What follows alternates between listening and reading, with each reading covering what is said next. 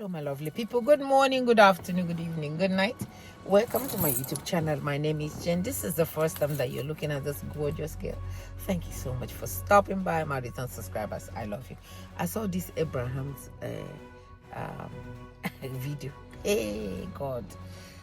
This is one of the videos that he made that I'm so scared for his life. I'm so scared. Every time I watch videos like this, I get so scared. But my mind is made up that I will continue to speak about Abraham Traore, and I cover him with the blood of Jesus Christ. Everybody, the Bible says, when two or more are praying for you, when two or more are gathered in my name, I am there. I am listening.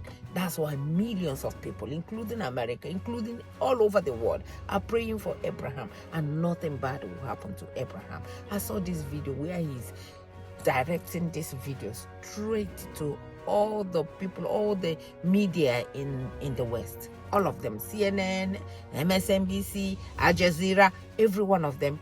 He called them by their names, and I think this video was made like 2 years ago. I think it was made 2 years ago, because he said, I am a 34-year-old man. And when you hear this video, you will see that this man is a brilliant man. You will see that Africa has everything. All they need is the courage. All they need is for them to be given the chance to lead. And now he got it, and he is going to use it to save his own people. I need you guys to hear it. He spoke it in a complete English, so that even Dick and Harry will understand everything that he is saying. And what he's saying is correct. You know why? Because I'm looking all over. I live in America, and what is happening in Burkina Faso that every other people they are reporting, I am not hearing it. I'm not hearing it here at all. Just like in Nigeria, the news in Nigeria will not report about Burkina Faso. Burkina Faso and the what is happening over there, because the president of Nigeria told them that they do not want anything about Burkina Faso reported right here in Nigeria, because France told them, warn your people, I don't want them, because the people that came out to come and protest during the time that they were trying to protest, they arrested them. You're looking at it. They arrested them for trying to come and support Abraham Traore. So all those people now, all those news people, including the news in Nigeria, including wherever you are, Abraham has news for you, and we want you to hear it. He said you cannot turn this one off. You cannot cover your eyes. You cannot use cotton. Because guess what? As you're covering this one is hearing it, and I'm going to make sure that all of you that have not seen this video will see this video, and then after you see it, just share it, so that the people that he wants them to see it will see it. That's why we are here. All of us are here to share any good thing that is coming out from Burkina Faso. We are Africans. We are proud to call ourselves Africans, and there's nothing anybody can do about it. Please watch the video from me to you.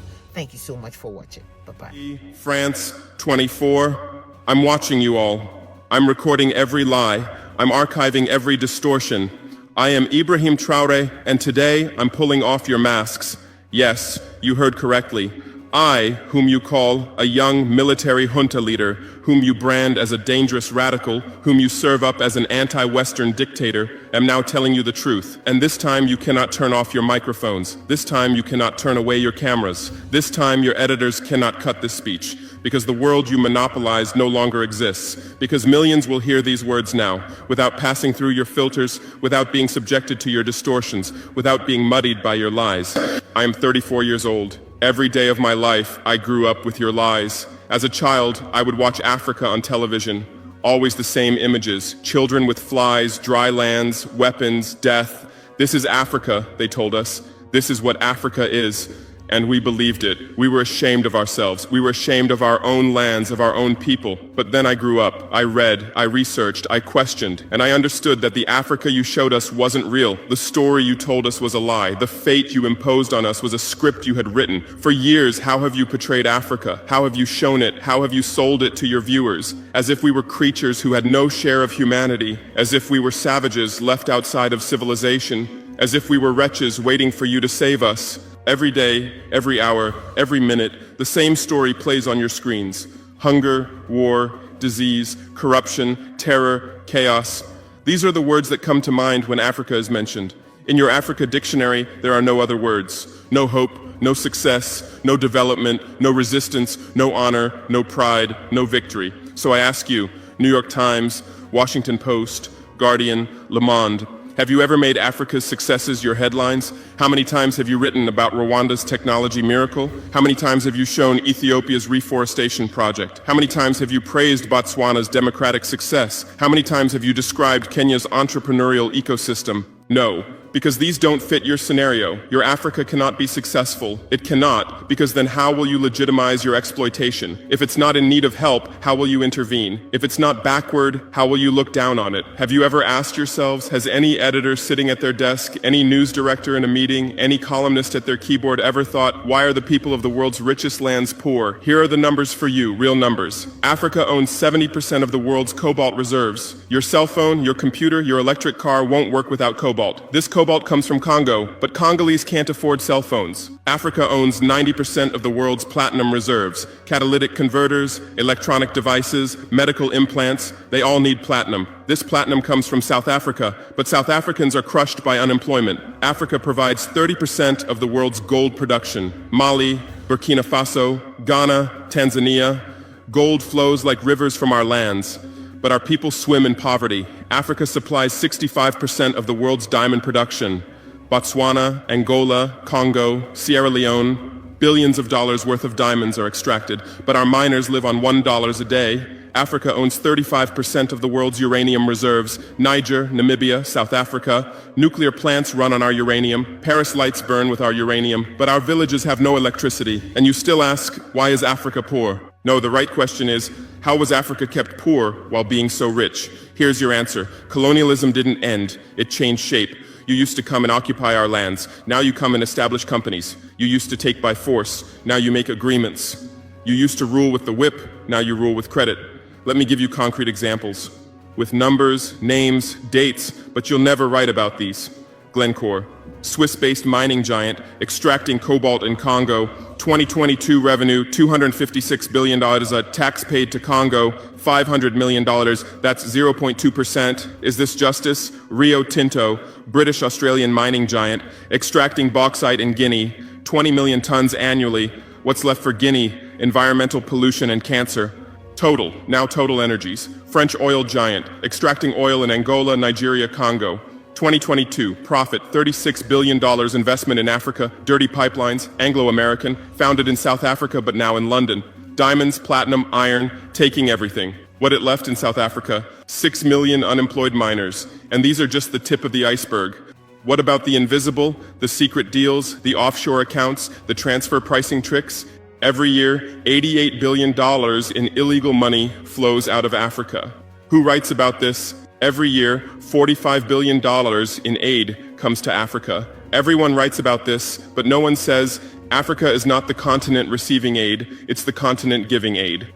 While you zoom your cameras on swollen bellies, there is a huge system working silently in the background. Every day, tons of gold, diamonds, cobalt, uranium, oil leave our land. But how? Here is the system. Step 1, create corruption, bribe our leaders, open offshore accounts, promise them a life of luxury, send their children to your schools. Step 2, make deals, get 50-year, 99-year concessions, ask for tax exemptions, be exempt from environmental rules, ignore labor rights. Step 3, control the infrastructure. Take over ports, airports, railways, but only from the mine to the harbor. Don't build roads to the villages. Don't bring electricity to schools. Step 4, provide security. Set up private security companies. Arm them. Declare protesting. Step 5, silence the media. Buy local journalists. Suppress opposing voices. serve internal unrest news to international media. And this is how the system works. It's been working like this for 100 years, and you don't see this system. You don't want to see it, because you're part of the system too. Who are the biggest advertisers of New York Times, CNN, BBC, oil companies, mining companies, arms companies, pharmaceutical cartels, the companies that exploit Africa? You live on their money, you defend their interests, and what I'm about to tell you might cost me my life, but it's no longer time to be silent. France's system in Africa is the CFA franc. 14 African countries still use French colonial currency. 50% of these countries' central bank reserves sit in the French treasury. France applies negative interest to this money, so we pay France to use our own money. Through this system, France transfers $500 billion worth of resources from Africa every year. Does anyone write about this? No. But when France gives Africa 10 billion euros in aid, it makes headlines. Britain's system is more sophisticated. London is the world's money laundering center. City of London, offshore paradise. Every penny stolen from Africa passes through London. Jersey, Guernsey, Cayman Islands, Virgin Islands, all under British control. Africa's wealth hides there. America's system is AFRICOM, Africa Command, 46 military bases on the continent. Official purpose, security. Real purpose, resource control. Drones in our airspace every day, listening devices everywhere. They say fighting terrorism, but it's not terrorists, it's people's leaders who are targeted. China is the new player, says win-win, builds infrastructure, gives credit, but in exchange for what? 99-year port concessions, mining rights, agricultural lands, debt-trap diplomacy, ask Sri Lanka, ask Zambia, and you write about none of this. Why? Because you're not free press, you're corporate press, your bosses are billionaires. Jeff Bezos bought Washington Post. Why? For love of journalism? Rupert Murdoch's media empire, Fox News, Wall Street Journal, The Sun, The Times, all from the same hand, all giving the same message. West is good, others are bad. Carlos Slim is the largest shareholder of New York Times, Mexican billionaire. Where's his wealth from? Monopolized telecommunications, got rich off Latin America's back, now controls America's most respected newspaper. And you claim to do independent journalism? Who are your editors? Which schools did they graduate from? Harvard, Yale, Oxford, Cambridge? Always the same elite schools, always the same worldview, always the same prejudices.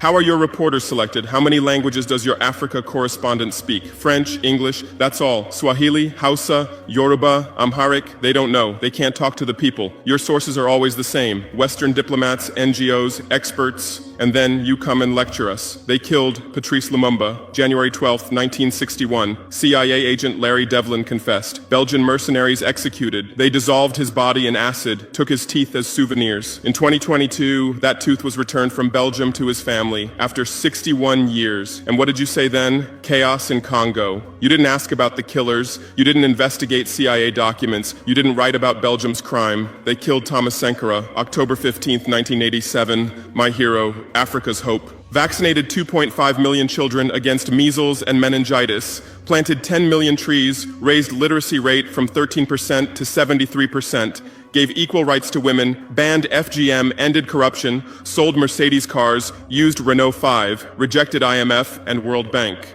And most importantly, he said, we will not pay Africa's debts. We didn't make those debts. The puppets before us made them on behalf of colonizers. That's when he had to be killed, and they killed him. Who killed him? His best friend, Blaise Compaoré. With whose support? France. Want proof? Look at the Focart archives. Jacques Faucard, France's Africa Affairs advisor. Everything is written there. And what did you say? Military coup in Burkina Faso. You didn't write about Sankara's dreams. You didn't tell about his projects. You didn't show his successes. You just said, another dictator died, Muammar Gaddafi. Yes, he was a dictator. Yes, he was ruthless.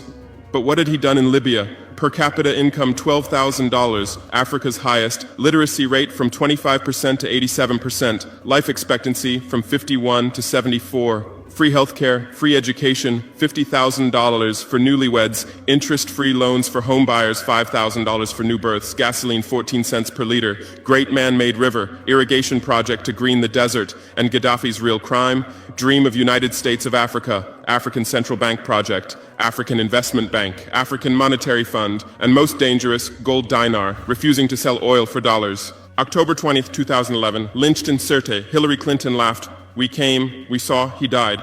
Now look at Libya. 3 different governments, endless civil war, ISIS, Al-Qaeda running wild slave markets exist. Even CNN showed in 2017, oil being looted. Weapons depots emptied, spread across Sahel. Do you call this democracy? Do you call this freedom? Do you call this success? And whose turn is it now? The Sahel, Mali, Niger, Burkina Faso. You want to make us Libya too. You want to make us Syria. You want to make us Iraq. But not this time, because we've awakened, because we've learned, because we've united. Operation Barkhane, France's Sahel adventure, 2013-2022. Official purpose, fighting terrorism. Real purpose, resource control, 5 through 100 French soldiers. €1 billion annual budget. What's the result? 2013, 500 terrorists in Mali. 2022, 5,000 plus terrorists in Sahel. Tenfold increase. What kind of success is this? But what were French soldiers doing? Protecting Niger's uranium mines for Areva, Orano, securing oil pipelines for total controlling ports and railways for Bolloré, and fighting terrorism? No, the opposite. Terrorists couldn't come within 50 kilometers of French soldiers, but they could easily burn our villages. Why? Because chaos served their purposes. If there's chaos, they could stay for security reasons. MINUSMA, UN peacekeeping force. In Mali, 15,000 soldiers, 1.2 billion annual budget. 10 years, result, 300 plus. UN soldiers died. Thousands of civilians died. Terror didn't decrease, it increased. And now you say Wagner is dangerous. Russians are taking over Africa. Wagner came. 1,000 soldiers. What happened in 6 months? Terrorists fled. Villages are safe. Mines are working. People are at peace. What's the difference? Wagner is an ally we invited. France is an occupier who came by force. Wagner follows the agreement. France blackmails. Wagner brings results. France produces excuses. But you don't write the truth. You say Russian mercenaries. Well, what is French Légion étrangère? Aren't they mercenaries? What is American Blackwater Academy? What is British G4S? What is Israeli Black Cube? They are security companies. Wagner is a threat. Why? Because Wagner isn't yours. And the terrorism issue? Who created this terror? Who founded Al-Qaeda? 1980s, Afghanistan, CIA, Pakistan ISI, Saudi money, against Soviets. Bin Laden was CIA's man. You called them freedom fighters. Who supported Taliban? Again, you. Heroic mujahideen against Soviet occupation.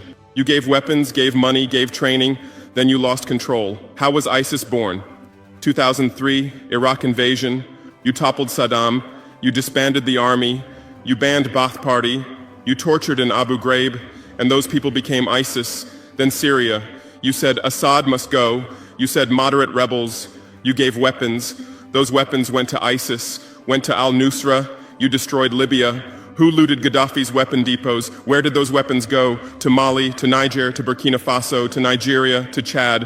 Who strengthened Boko Haram? In 2009, Nigerian police killed their leader Mohammed Yusuf. Extrajudicial execution. What did you say? Nothing. Where were your human rights organizations? Silent. Then revenge started. Boko Haram radicalized. But where did they find weapons? From Libya that you destroyed. And now you come to lecture us about fighting terrorism. You're helping us clean up the monsters you created? No, we've seen the game now. Terror is your Trojan horse. You come with the excuse of terror, you stay, you exploit. But it's over now. We'll provide our own security, we'll fight with our own methods, and we'll win. Because we are the children of this land. We know this land, we know these people. We can distinguish terrorist from villager. We don't fight from drones, from satellites, from 10,000 kilometers away like you. And we're winning. In Mali, in Niger, in Burkina Faso, terror is ending. Villages are safe. People are hopeful. Because now our own army, our own police are fighting, not for foreigners, but for the people. But you can't digest this. You say democratic backsliding. You say human rights violations.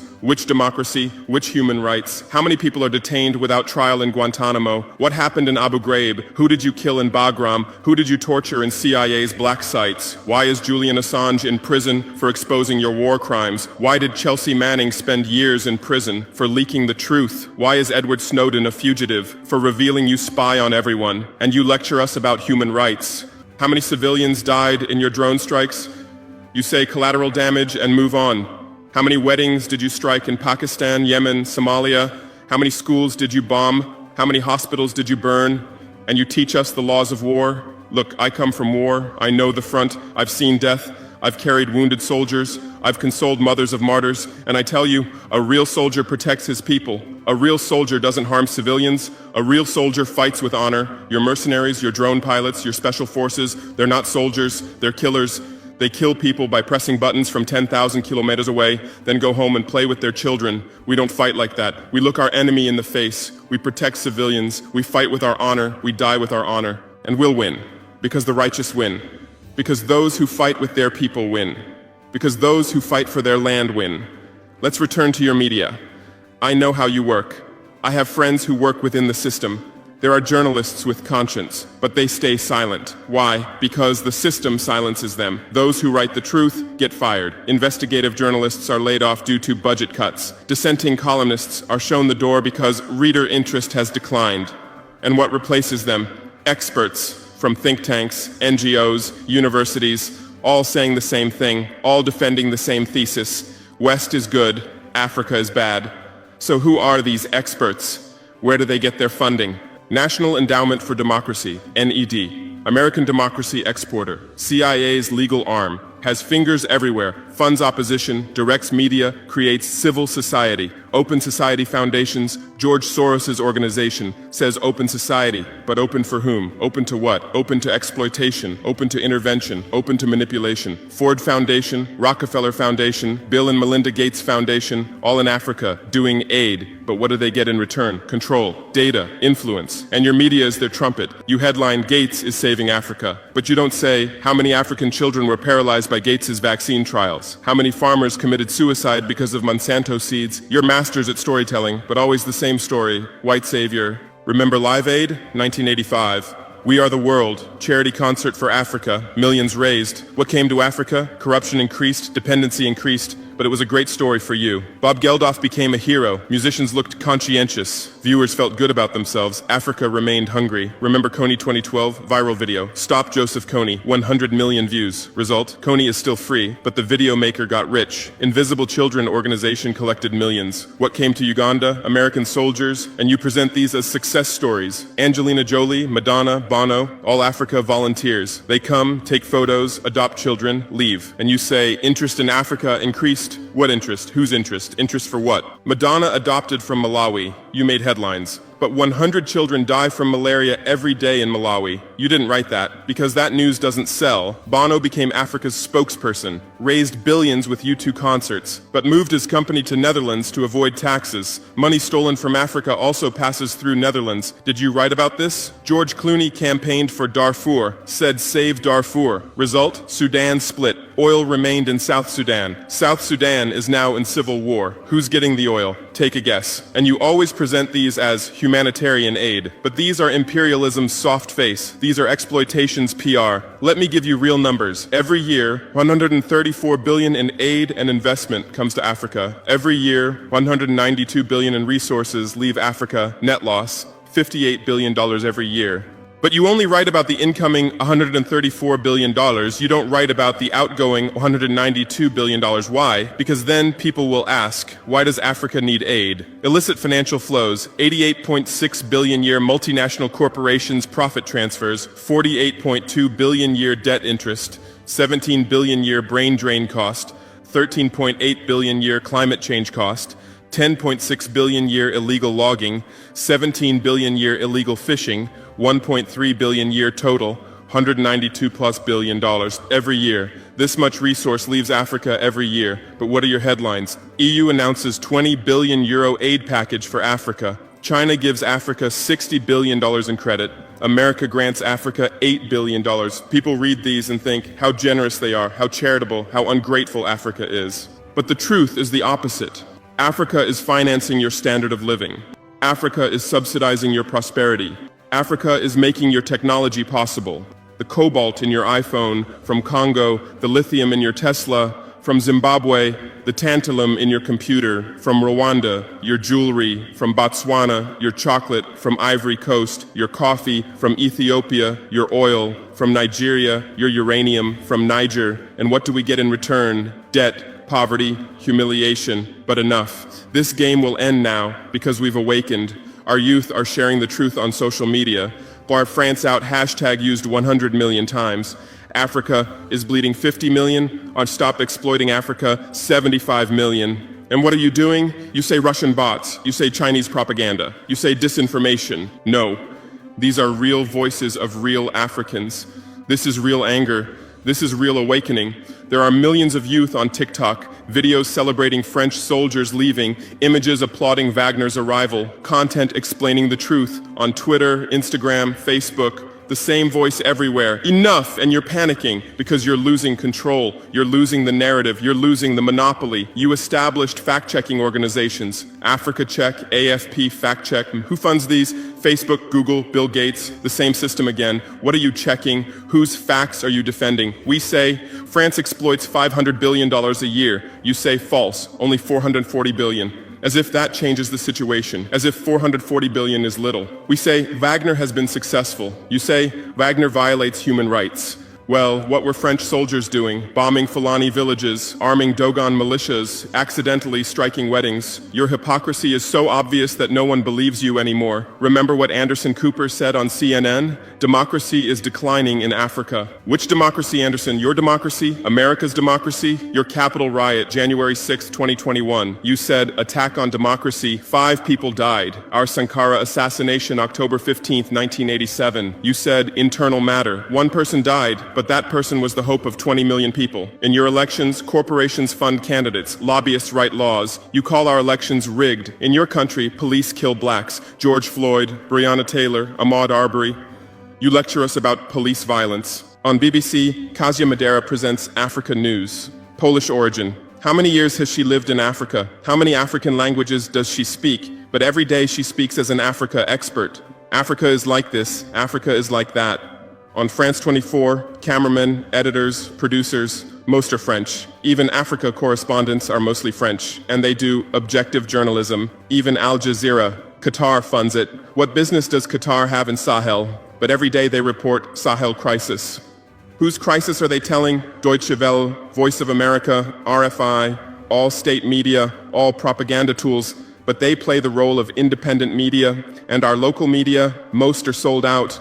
Most are cowards, most are dependent. Lepay's newspaper in Burkina Faso, who's the editor? Where did he get his education? Where does he get his funding? Who are his advertisers? We know the answers, all tied to the same system, all serving the same master. But a new generation is coming. Bloggers, YouTubers, podcasters, they have no masters, they have no fears. James Coco, Natalie Yam, Kemi Seba, they have millions of followers. They tell the truth, they expose the system, and you label them as extremists. You try to shut down their Twitter, you restrict their YouTube, but in vain. Truth cannot be stopped. You close one channel, 10 open. You silence one voice, 1,000 rise. Here's my final message to you. Your lies are ending. Your empire is collapsing. Your monopoly is breaking. And what's replacing it? Truth, justice, freedom. Africa is no longer your story. Africa is writing its own story, filming with its own camera, telling in its own language. And in this story, you're not heroes, not saviors, not benefactors. In this story, you're the guilty ones, colonizers, liars, thieves. But you still have a chance. You can still change. You can still stand on the right side. There are journalists with conscience among you. I know. I recognize them. We talk. I call out to them. Gather your courage. Write the truth. Rebel against the system. You might get fired. You might become unemployed. You might be threatened. But you'll be on the right side of history. You'll look at your children's faces without shame. Your conscience will sleep peacefully. And Africa won't forget you. Africa remembers its friends and its enemies.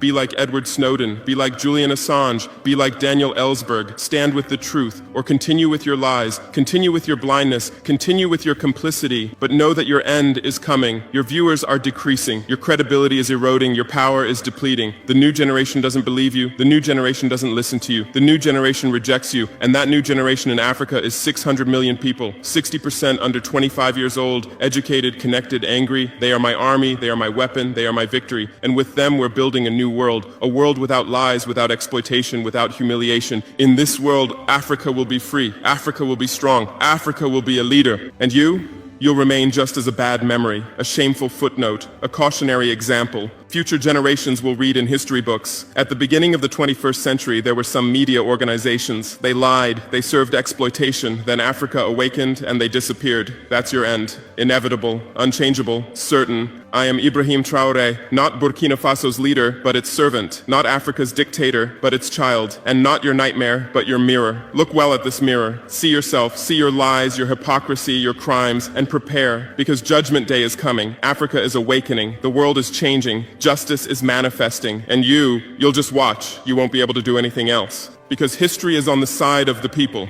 Truth is on the side of the oppressed. God is on the side of those who persevere. And we persevered. We persevered for 500 years. Now it's time for victory. Your lies are finished. Your masks have fallen. Your game has ended. Africa is free. Africa is strong. Africa is victorious forever.